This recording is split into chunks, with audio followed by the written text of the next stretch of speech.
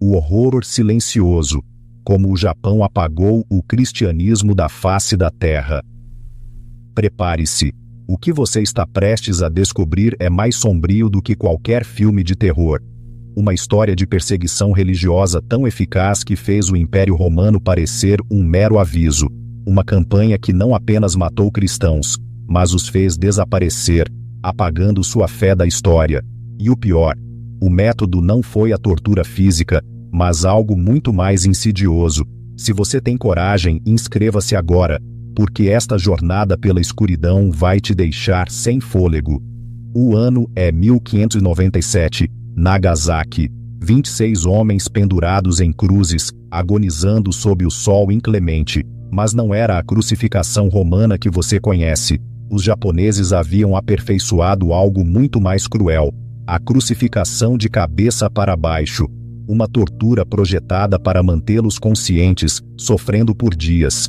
Mas isso é apenas o começo. Nos próximos minutos, vou revelar 3 métodos de tortura que fazem a perseguição romana parecer um carinho. Você descobrirá a técnica psicológica que quebrou mais cristãos do que qualquer dor física, e como um homem que sobreviveu a 6 dias pendurado de cabeça para baixo, se tornou a chave para entender a campanha anticristã mais bem-sucedida da história. Ao final deste vídeo, você entenderá por que essa história foi enterrada por séculos e como o Japão conseguiu apagar o cristianismo quando o poderoso Império Romano falhou. Mas o que ninguém te conta é que não foi a tortura que tornou essa campanha tão eficaz. Foi algo muito mais perverso: a chegada de uma nova fé e o medo que ela gerou. Imagine, 1549, missionários portugueses desembarcam nas terras do sol nascente, trazendo consigo uma revolução: o cristianismo. Por 50 anos, essa fé estrangeira se espalha como um incêndio. Senhores feudais, os daimyo, convertem províncias inteiras. Em 1600, quase 300 mil japoneses são cristãos. O shogunato Tokugawa observa essa explosão de fé com crescente apreensão. Eles não veem apenas uma religião, mas uma lealdade que transcende o próprio imperador.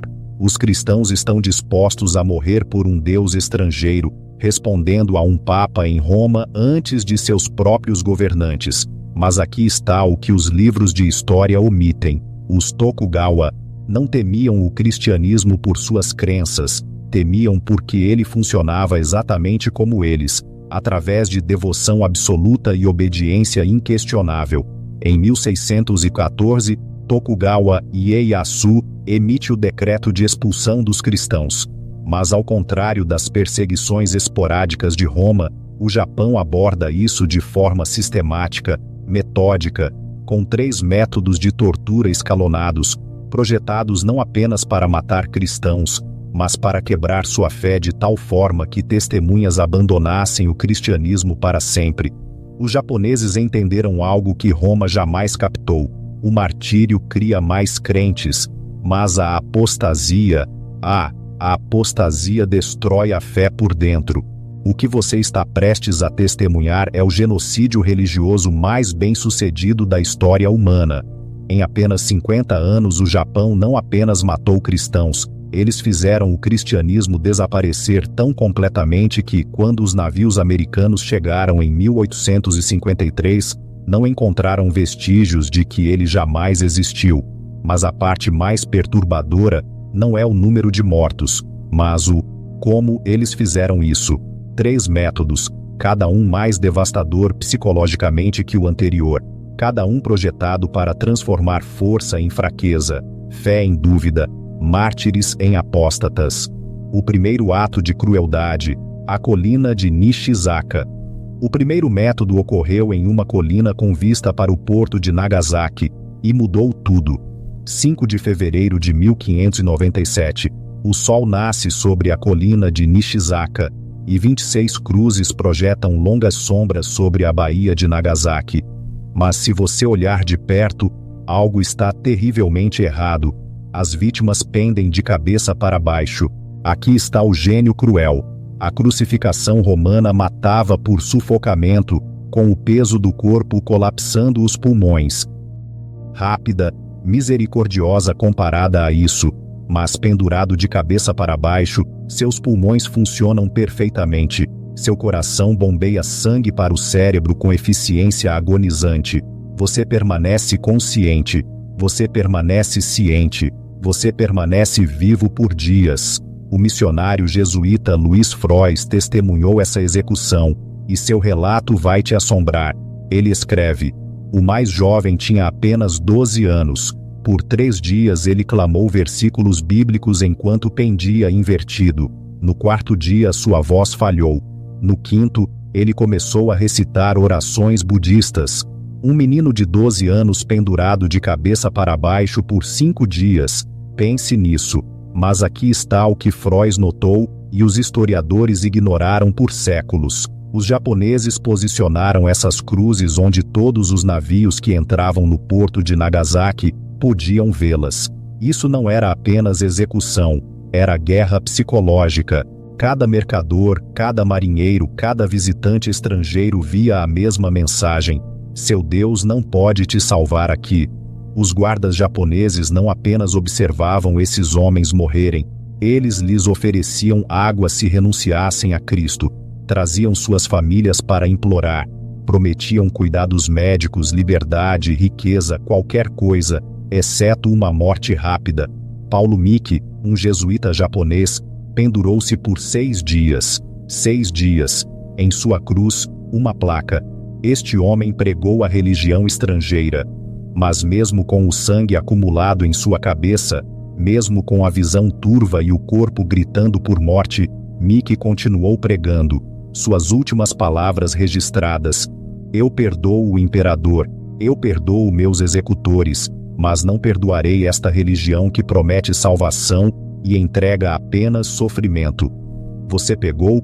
Paulo Miki, um padre jesuíta treinado, renunciou ao cristianismo enquanto morria por ele.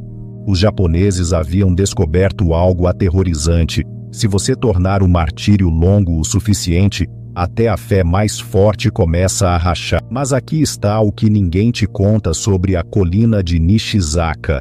Aquilo foi apenas o aquecimento. Os japoneses estavam testando seus métodos, refinando suas técnicas, porque o que desenvolveram a seguir fez a crucificação de cabeça para baixo parecer misericordiosa. O abismo da alma. Anatsurashi, o poço. Não clique para longe porque o abismo está chegando, e o que aconteceu lá vai te fazer questionar tudo o que você pensa saber sobre a resistência humana. Imagine ser baixado de cabeça para um poço cheio de excrementos humanos e cadáveres em decomposição. A corda em seus tornozelos é a única coisa entre você e uma morte horrível. Mas aqui está a reviravolta que torna isso absolutamente diabólico. Eles não querem que você morra. Bem-vindo a Anatsurashi, o poço, a obra-prima japonesa de tortura psicológica. A Companhia Holandesa das Índias Orientais manteve registros meticulosos dessas execuções, e o que eles testemunharam desafia a crença. A vítima é suspensa de cabeça para baixo. Mas aqui está o gênio. Pequenas incisões são feitas atrás de cada orelha. Não o suficiente para matar rapidamente, apenas o suficiente para aliviar a pressão que causaria inconsciência. Você permanece acordado. Você permanece ciente. Você fica pendurado ali por dias, encarando o próprio inferno. Mas aqui está o que torna isso verdadeiramente horripilante. O poço não é aleatório. Ele é preenchido com os corpos de cristãos que se recusaram a renunciar à sua fé. Você está literalmente pendurado sobre os corpos em decomposição de seus companheiros crentes, respirando o fedor de sua decomposição.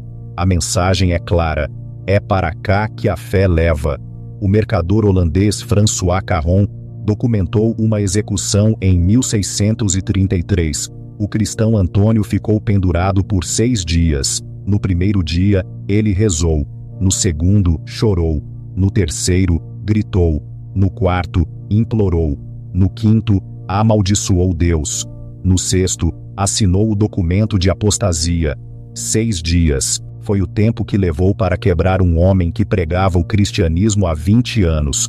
Mas um homem sobreviveu a essa tortura por 6 dias, e viveu para contar. Seu nome era Cristóvão Ferreira, um jesuíta português que estava no Japão há 33 anos. 33 anos de devoção, treinamento, fé absoluta. Aqui está o seu segredo. No 3º dia, ele parou de lutar contra a corda. Ele deixou seu corpo ficar mole, reduzindo o fluxo sanguíneo para a cabeça. No 4º dia, ele começou a alucinar, mas usou essas alucinações para escapar mentalmente. No 5º dia, ele fez uma descoberta que mudou tudo.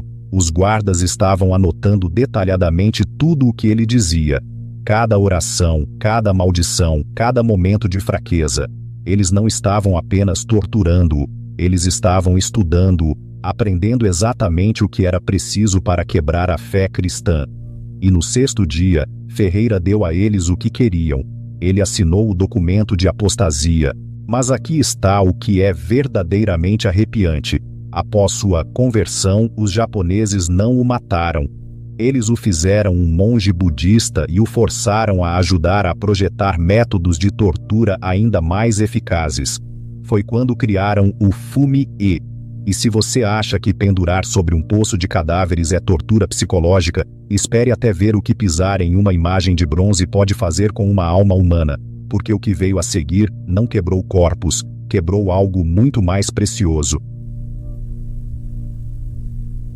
O golpe final, Fumi-e, a traição da alma. É apenas um pedaço de bronze talvez do tamanho da sua mão, esculpido com a imagem de Cristo ou da Virgem Maria. Tudo o que você precisa fazer é pisar nele. É isso. Pise e você vive. Recuse e você morre. O Fumi-e, literalmente, pisar na imagem, parece simples, mas aqui está o que o torna a tortura psicologicamente mais devastadora já concebida. Não machuca seu corpo, destrói sua alma. Imagine-se no Japão da década de 1640.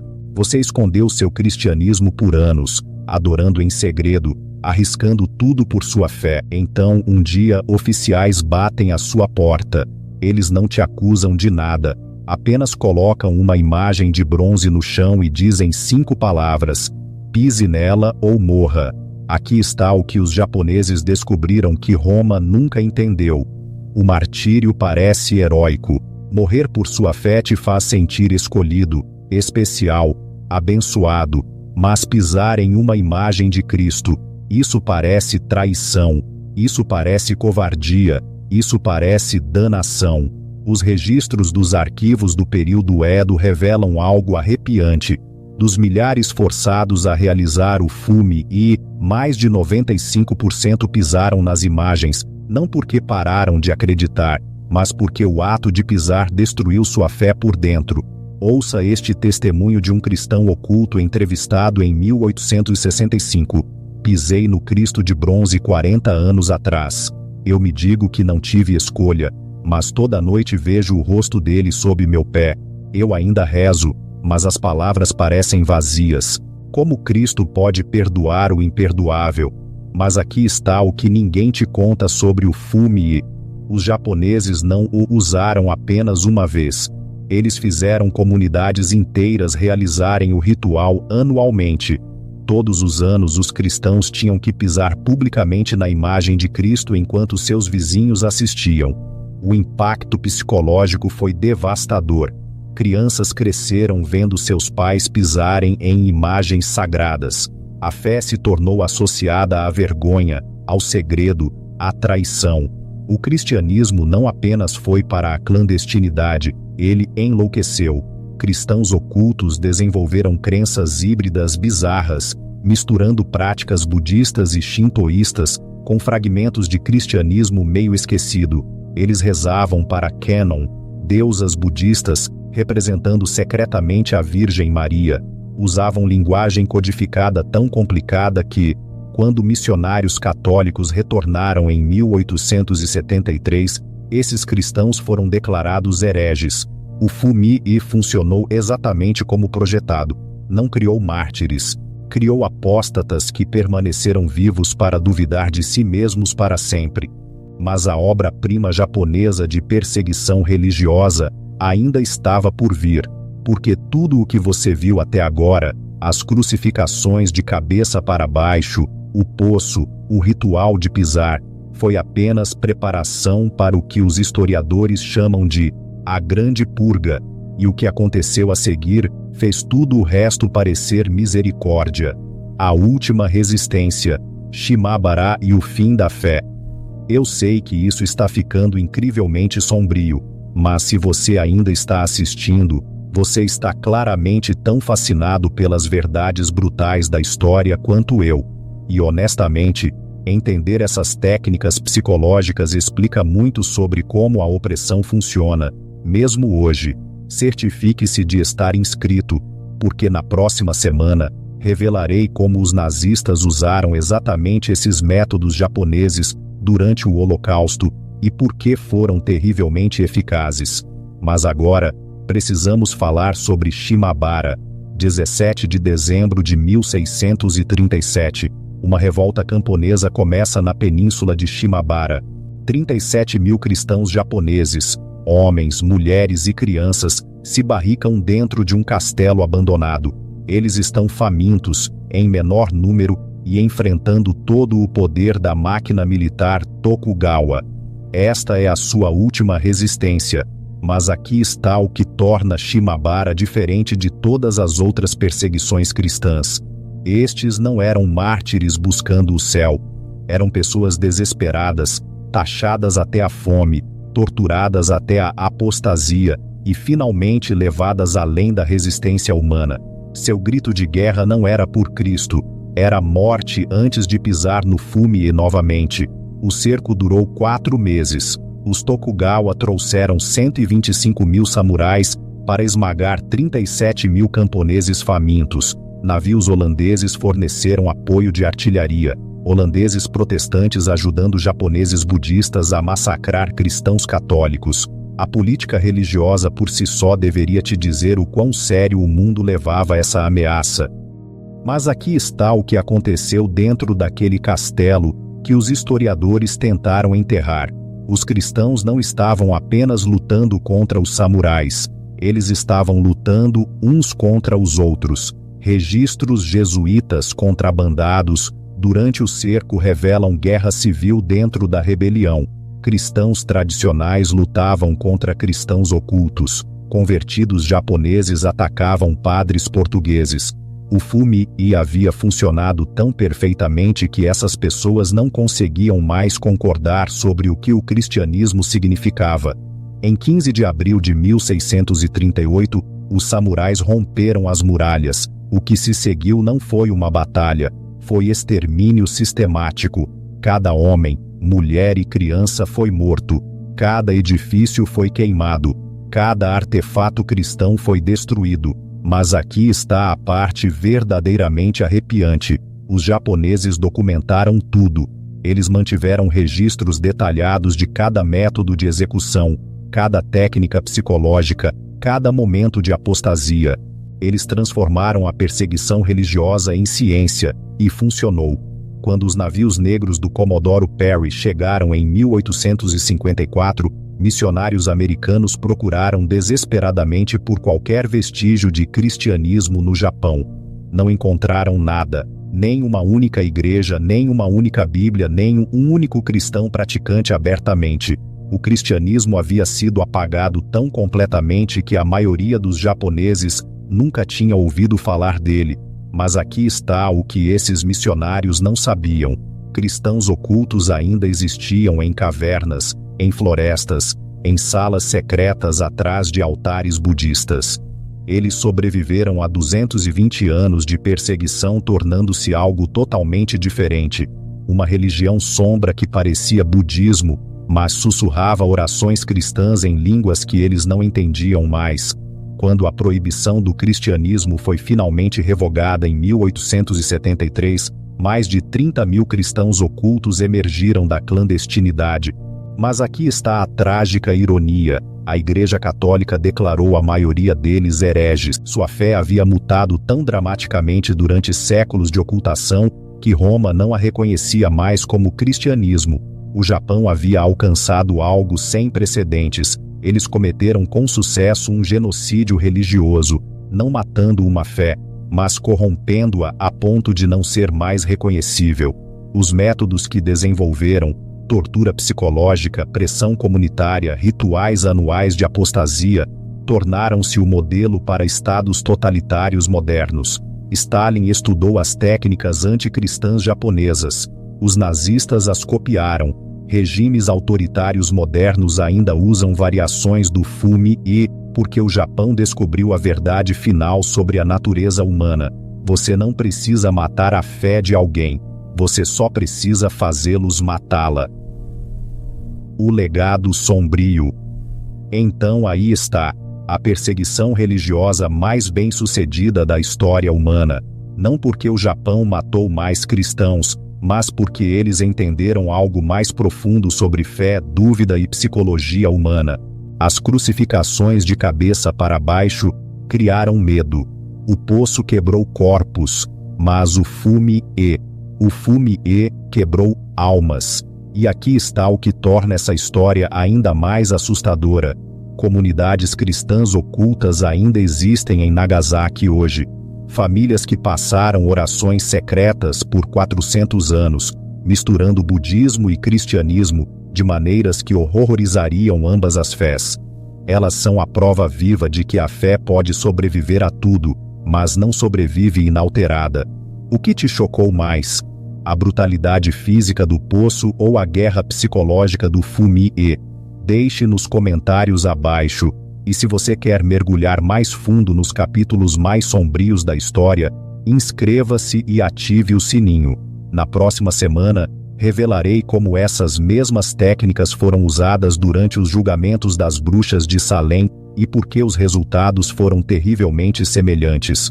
Porque quanto mais entendemos a capacidade humana para a crueldade e a sobrevivência, melhor podemos reconhecer esses padrões quando eles surgem hoje. Obrigado por assistir e nos vemos no próximo vídeo.